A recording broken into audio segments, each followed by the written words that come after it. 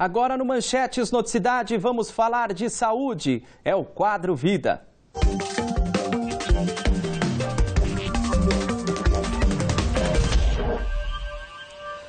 O Brasil é o primeiro país da América do Sul a oferecer uma vacina, com uma campanha pública contra o HPV para meninos. Uma campanha nacional já foi feita para imunizar meninas. Agora, a partir desse mês, o foco é incluir a população masculina de 12 a 13 anos na rotina do calendário nacional do SUS, o Sistema Único de Saúde. Só nesse mês, em Sorocaba, a Secretaria da Saúde espera imunizar aproximadamente 10 mil garotos. Assim que soube da disponibilidade da vacina contra o vírus do papiloma humano, o HPV, nas unidades básicas de saúde, Fábio fez questão de trazer o filho Gabriel a uma UBS do bairro Vanelville, em Sorocaba. Mas antes, tirou as dúvidas do jovem sobre o assunto. A curiosidade dele girou um pouco, a gente debateu um pouco sobre o assunto, mas não tem nada que a gente esconda, né? A gente gosta de falar sempre tudo que está acontecendo no mundo, porque é através da informação que a gente traz a verdade e previne com muito mais facilidade, né? Qualquer tipo de situação. Hoje ele já sabe, sim, o que é o HPV, a forma como que ele é transmitido, que é só por via sexual, né? Mas é como a gente diz, né? Um ambiente que, bem orientado, ele está fazendo a parte dele com a humanidade.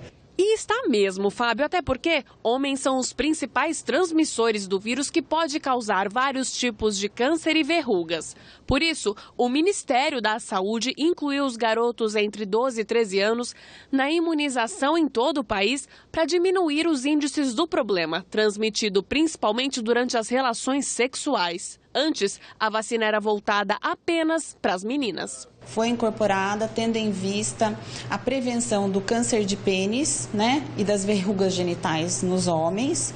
E como eles são os principais transmissores do vírus HPV para as mulheres, a intenção também é diminuir a incidência do câncer de colo de útero, câncer vulvar, câncer de boca, orofaringe e as verrugas genitais nas mulheres. A intenção de se fazer nessa faixa etária é porque entende-se que nesse momento eles ainda não iniciaram a vida sexual, ou estão iniciando. Então, quanto antes receberem a vacina, melhor. Com a disponibilidade da vacina na rede pública, a Secretaria de Saúde espera imunizar até o fim de janeiro cerca de 10 mil garotos somente em Sorocaba.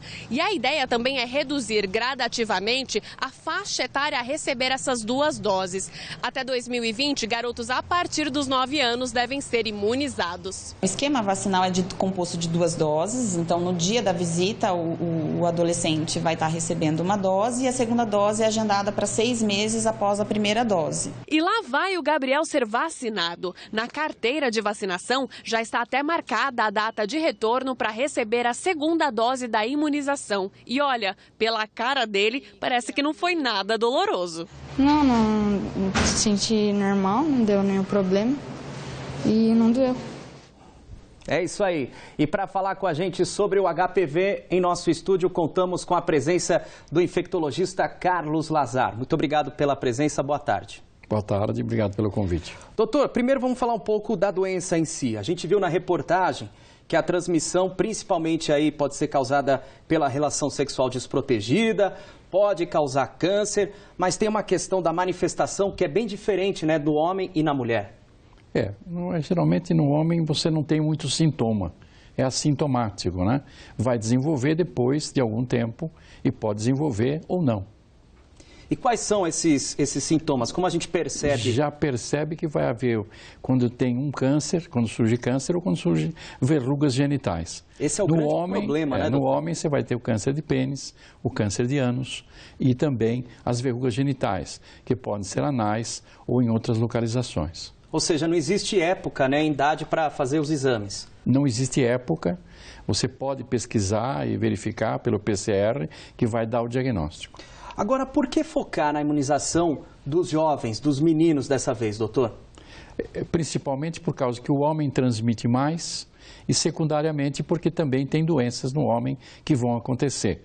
E você faz isso nessa idade, porque nessa idade vai ser muito mais fácil levar o menino para o posto de saúde. Além de, provavelmente, ele não ter realizado a relação sexual, como a gente viu na reportagem, tem essa questão também de que é mais fácil levar o jovem para o hospital do que os adultos, né? Muito mais fácil. Tá certo. Agora, a vacina contra o HPV, doutor, já rendeu algumas controvérsias.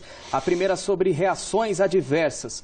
O efeito da vacina causa alguma reação no organismo? Geralmente, nenhuma reação. Nada. Nada.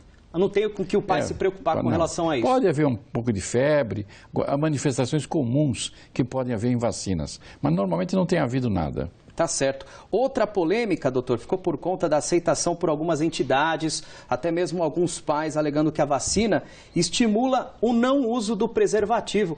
Qual que é a opinião do senhor sobre isso? Não, você tem que usar o preservativo e tem que usar a vacina também. Os dois aspectos são importantes. Lembrar que mesmo usando o preservativo, 20% podem adquirir o HPV. Não há dados mundiais que tenham desestimulado o uso de preservativo quando há campanhas de imunização contra o HPV? Não há dados. É necessário as duas formas de prevenção, não uma forma só. Tá certo. Doutor, o que o senhor pode fazer mais de consideração sobre essa doença? Que, de fato, é uma doença que muitas vezes passa despercebido pelo brasileiro, mas é muito perigosa. É perigosa e você está fazendo uma prevenção a longo prazo. Quer dizer, você está evitando determinados tipos de câncer, está evitando a transmissão no contato sexual. Lembrar também que mais raramente, mas não impossível, por contatos outros, inclusive de banheiros, você pode também adquirir o HPV. Não é o mais comum.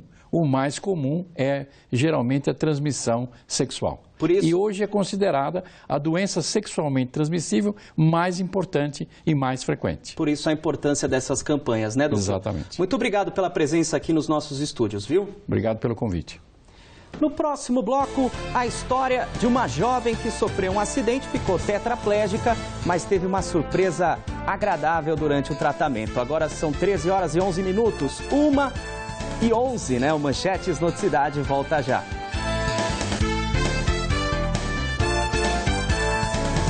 Foi encontrado na manhã de hoje o corpo do jovem de 26 anos que se afogou no bairro da Represa, em Serquilho.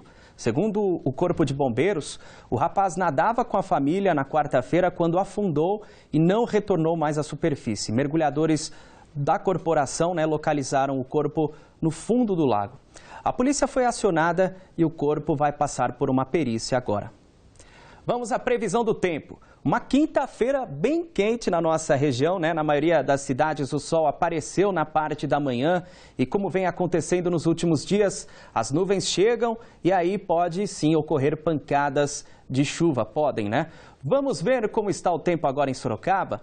A gente tem imagens ao vivo da região do Jardim Vergueiro, o sol com algumas nuvens no céu, né? Aliás, tem até bastante nuvem nesse trecho aí que a gente está observando.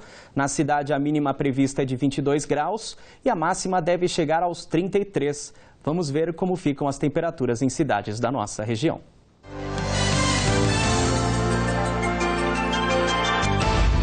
Serquilho tem mínima de 22 e máxima de 33 graus. Itapetininga tem a mesma mínima e máxima de 32. Em Jundiaí, as temperaturas ficam entre 22 e 34 graus. A mesma previsão para Salto.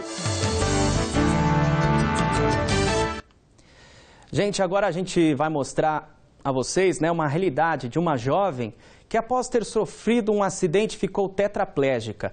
E além de ter que lidar com essa notícia, a garota teve uma outra surpresa, só que dessa vez agradável. Os detalhes na reportagem de Amanda Campos e Rodrigo Santos. O olhar cansado é marca registrada no rosto da Luciana desde maio, quando a filha dela, Kimberly, de 16 anos, ficou tetraplégica após sofrer um acidente de carro. Apesar da tristeza da mãe em ver a jovem na cama, uma surpresa trouxe um pouco de conforto. Durante um dos exames, logo após o acidente, a família descobriu que a adolescente estava grávida. Ela foi fazer uma ressonância 1 hora antes de fazer a cirurgia em São Paulo e na ressonância já deu. Só que os médicos chamou a gente para conversar, mas não falaram. Eles falaram sobre uma possível gravidez. Eu falei, não, ela não tá. E ela também, não tô. Não, mas mesmo assim a gente vai fazer um exame de sangue. Fez o exame de sangue, comprovou que estava. Sem poder sair do hospital, Kimberly passou toda a gestação internada. O pequeno Davi Henrique nasceu em 15 de novembro com 1,7 kg e 40 centímetros. A criança trouxe alegria à avó, mas as lembranças do dia do acidente ainda estão vivas na memória da mãe da jovem. Eu estava em casa, estava dormindo já, quando me ligaram, já era o resgate. Chegou lá em Araçoiaba, só estava a Kimberly. Ela já não estava sentindo, ela já tinha reclamado, que já tinha falado que não estava sentindo, mas ela, enfim, ela estava não estava sentindo nada mais do corpo. Do pescoço para baixo ela não sentia nada. Ela perguntava para a gente, mãe, eu tenho braço? Mãe, eu tenho perna?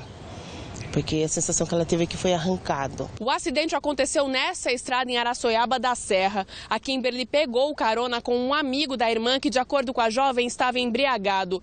Ele começou a brincar com o volante, perdeu o controle da direção do carro e o veículo capotou. Com o impacto, 2 vértebras acabaram comprimindo parte da medula óssea da garota, que foi submetida a uma cirurgia e pode devolver daqui a alguns anos parte dos movimentos a ela. Para a avó, o nascimento do neto e a sobrevivência da filha foram presentes divinos. Eu creio que foi um presente de Deus num momento tão difícil que a gente estava passando, né? A situação dela, o quadro dela. Eu acredito que é nele que tanto ela quanto eu, a família vai se apegar e agarrar para ter força mesmo para lutar e para fazer com que ela melhore tudo possível para ela melhorar. Mas é a esperança, foi um presente de Deus, um milagre de Deus, né? A Kimberly deixou o hospital depois da gravação dessa reportagem. Ela está em casa com a família, em Araçoiaba da Serra, mas está acamada. A família agora tenta conseguir uma cadeira de rodas para que a jovem possa sair um pouco, né? O Davi, o filhinho da Kimberly, está muito bem de saúde. O Manchetes Noticidade fica por aqui. Você assiste agora ao Futebol Esporte Show. Às 7h20 da noite tem o Noticidade com a Jaya Von Rank. Vamos embora com imagens ao vivo da Avenida Presidente Juscelino Kubitschek de Oliveira, no Jardim Vergueiro, em Sorocaba. Boa tarde a todos. Tchau, tchau.